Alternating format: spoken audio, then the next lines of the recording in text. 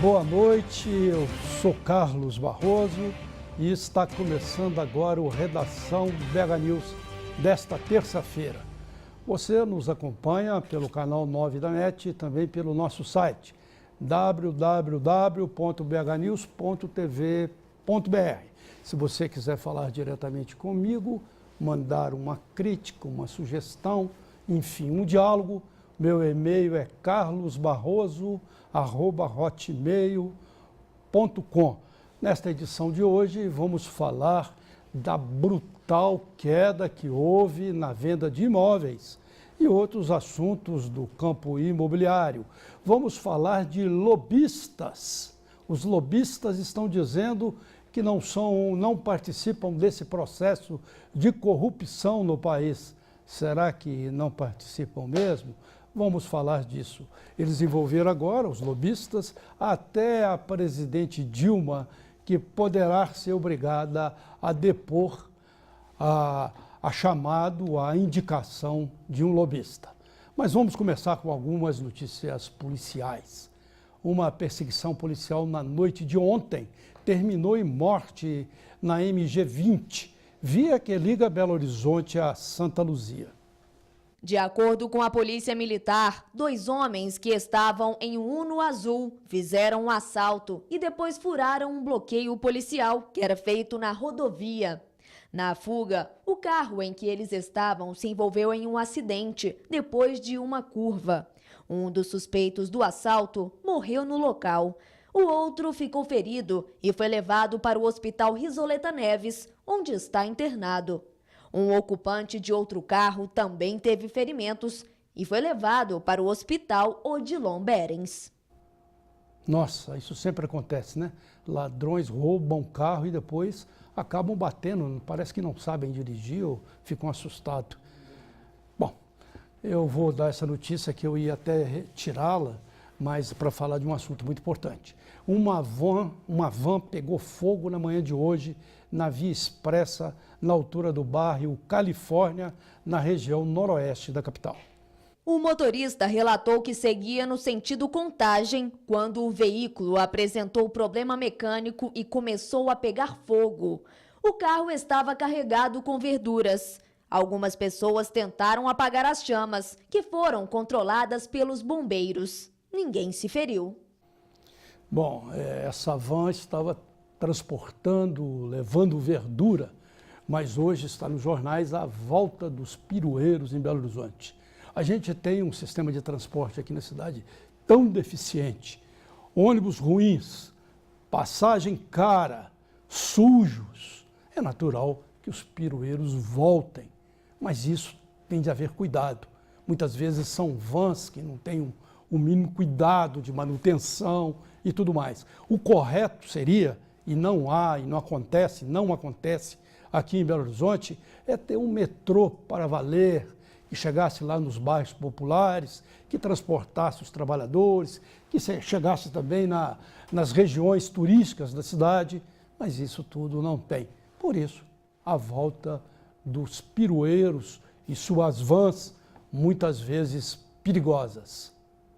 E 141 aves e um veado que eram mantidos em cativeiro foram apreendidos pela Polícia Militar de Meio Ambiente em Esmeraldas, na Grande BH. De acordo com a polícia, não havia licença de registro dos pássaros junto ao IBAMA, o que configura crime ambiental. O veado estava no quintal da residência, mas como não havia ninguém no imóvel, o animal foi recolhido e encaminhado junto com as aves para o Centro de Triagem de Animais Silvestres.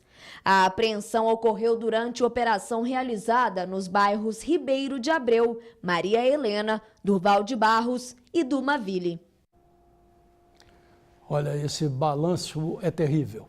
2 mortos, 21 feridos e 2 meses de trânsito infernal por 2 viadutos de quase 30 milhões de reais que eram desnecessários e ruíram pouco mais de 1 ano e meio depois de a alça sul do viaduto Batalha dos Guararapes, na Avenida Pedro I, ter desmoronado e de a Alça Norte ter sido implodida, um levantamento feito pela BH Trans mostra que a ausência dessas duas estruturas não trouxe impactos ao trânsito da região. Por que foram feitos, hein? Para dar dinheiro para as empreiteiras? As estruturas fariam a transposição da Avenida Dom Pedro I pela Avenida General Olímpio Mourão Filho, no Planalto, região norte de Belo Horizonte, e o bairro São João Batista, em Venda Nova. A interseção está inserida no corredor do MOVE formado pelas avenidas Antônio Carlos e Dom Pedro I, que liga o centro da capital com a rodovia MG 010, dando acesso ao aeroporto internacional e aos municípios vizinhos do vetor norte da Grande BH. De acordo com o documento da BH Trans, na situação atual de ausência do viaduto Guararapes, a interseção das avenidas Pedro I e Olímpio Mourão Filho opera de modo geral com níveis de serviço satisfatórios. Pois é, chove, faz calor, chove. Belo Horizonte e alguns municípios da região metropolitana começaram essa terça-feira sob forte chuva. Os bombeiros registraram desabamento e alguns alagamentos durante a madrugada.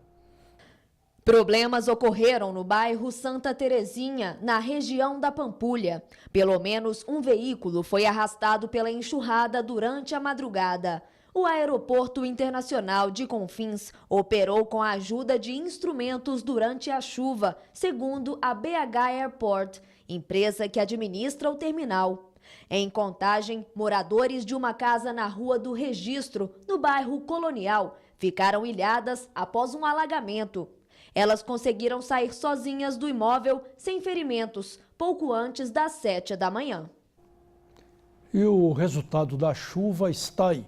Sobe para 5 o número de cidades que decretaram situação de emergência em Minas durante o período chuvoso. Angelândia, no Vale do Jequitinhonha, é o último município que entrou na lista da Coordenadoria Estadual de Defesa Civil, segundo o boletim divulgado hoje. O órgão confirmou também a segunda morte em decorrência da chuva no estado. A vítima é Flávio Soares de Oliveira, que foi atingido por um raio quando caminhava com um grupo de pessoas na Serra do Rola Moça, em 1º de janeiro.